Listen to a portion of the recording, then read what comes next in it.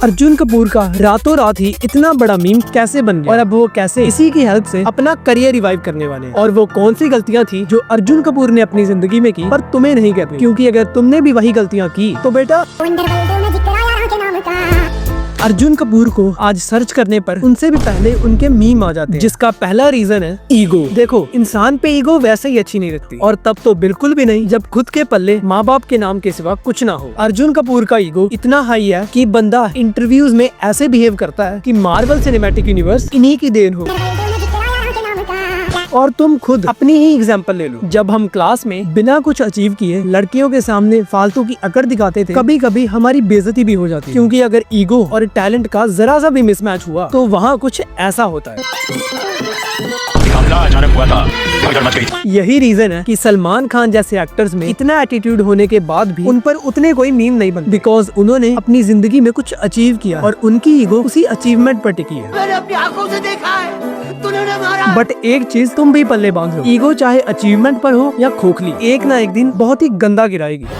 और इन मीम्स का second reason है फेक शो ऑफ। तुम्हें एक बहुत ही बड़ा कंट्रास्ट दिखेगा। जो इंडियन एक्टर्स काफी फेमस हैं या काफी अच्छी एक्टिंग करते हैं, उनके पास तुम्हें बहुत ही कम पापाराजीज दिखेंगे, पर उनके ऑपोजिट जो स्टार किड्स हैं, जिनके पास माँ बाप के नाम के सिवा और कुछ नहीं है, उनके पास तुम्हें पापाराजीज ऐसे दिखेंगे जैसे लड़कियां मसाले वाले गोलगप्पों के पास। हमें जानबूझकर इनकी गाड़ियाँ, रिच लाइफस्टाइल और ऐसे एंगल से वीडियो दिखाई जाती हैं, जिससे हमें ये लोग बहुत ही ग्लैमरस लगे और हमें हमारी जिंदगी झंड लगे और हम बस इनके जैसा ही बनना चाहें, जिस चक्कर में हम इन्हें फॉलो करें और इन्हें और फैंस मिले। पर अर्जुन कपूर पर ये चीजें उल्टी ही पड़ जाती हैं। बंदा जब भी पापाराजी के सामने कुछ करने लगता है, खुद के ऊपर ही भारी पड़ जाता है। अपनी आंखें खोल और गौर से देख, तू कहां और किसके सामने खड़ा है।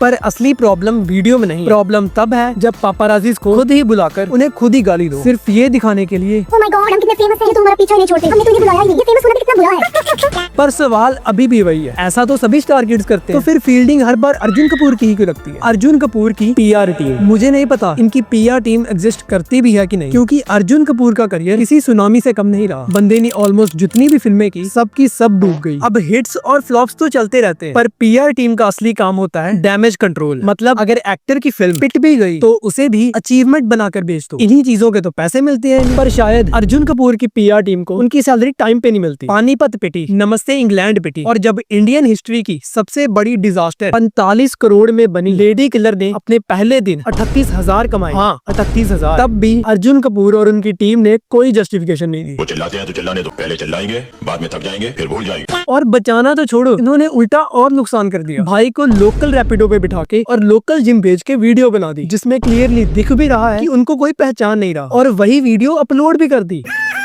और इन्हीं वीडियोस के बाद एक एक करके सारे मीम्स शुरू। पर क्या ये सच में एक पीआर मिस्टेक थी या एक सोची समझी स्ट्रेटजी अर्जुन कपूर का करियर रिवाइव करने के लिए? हमारे पास इतिहास में बहुत एग्जांपल्स हैं जहां पर लोग ऐसे ही मीम्स का शिकार हुए, पर उन्होंने अपने करियर को रिवाइव भी कर लिया, जैसे कि अहान पांडे, आलिया भट्ट और बॉबी देओल। अहान पांडे, जिनको नहीं पता, ये सैयारा के मेन एक्टर है। स्टार्टिंग में इन्हें इसलिए ट्रोलिंग मिली थी क्योंकि इन्होंने SRK की मिमिक्री कर दी थी।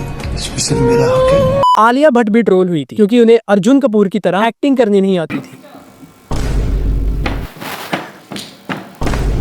And Bobby Deol, we all know, आज चाहे इनकी मूवीज की चॉइसेस घटिया ही क्यों ना हो, पर इन्होंने अपनी एक्टिंग से सभी ट्रोल्स को शांत कर दिया। अर्जुन कपूर भी ऐसा कर सकते हैं अगर वो अपनी ईगो और फालतू की पीआर ट्रिक्स को छोड़कर एक्टिंग पे फोकस कर ले, क्योंकि जिंदगी में सब कुछ उनको नहीं मिलता जिनके पास सब कुछ होता है, बल्कि उनको मिलता है जो सही समय पर सही चीज करते हैं। और तुम्हारे लिए भी ये ट्रेंड एक बहुत ही बड़ा सबक है। तुम चाहे कितने ही बड़े आदमी क्यों ना हो, तुम्हारे पास कितना ही पैसा क्यों ना हो, तुम्हारे पास कितना ही फेम क्यों ना हो, अगर तुम मेहनत नहीं करोगे, अपने स्किल्स को पॉलिश नहीं करोगे, फालतू की ट्रिक्स और ईगो के पीछे भागते रहोगे अपना रौला जमाने के लिए, तो बेटा एक मीम ही बन के रह जाओगे। और जाने से पहले एक लास्ट बात, ट्रोलिंग का मतलब होता है मजाक, मीम्स और थोड़ा हंसी मजाक। ये जिंदगी का पार्ट है और कभी कभी लर्निंग का सोर्स होता है। हेट का मतलब होता है किसी को पर्सनली हेट करना, इंसल्ट करना या नेगेटिविटी स्प्रेड करना। ये कभी भी जस्टिफाइड नहीं है। अब तुम इतने समझदार तो हो कि इनके बीच की लाइन पहचान सको। रिमेंबर, समय की स्पेशल बात यही है कि वो बदल जाता है। आज ट्रोलिंग उसकी हो रही है, कल तुम्हारी होगी। इसलिए जो बोलना लिमिट में रहकर बोलना, और जाते जाते सब्सक्राइब भी कर देना क्योंकि तुम्हें मजा आया।